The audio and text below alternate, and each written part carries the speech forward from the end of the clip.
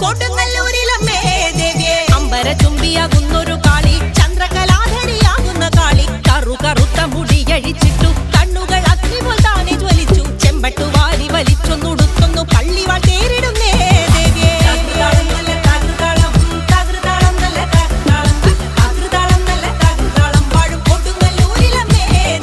പള്ളിവാൾ എവിടുണ്ട് എന്നായി ചോദ്യം കാരിക വീരനെ ഇന്നല്ലോ വന്ധ്യം നൈതുടൻ കൈലാസനാഥൻ പറഞ്ഞു ആളെ വിഴുങ്ങുന്ന കുട്ടി പിശാച് പള്ളിവാളിൽ നിന്നു കാവല നിത്യമിരിക്കുന്നു ഭദ്രകാളി ദേവി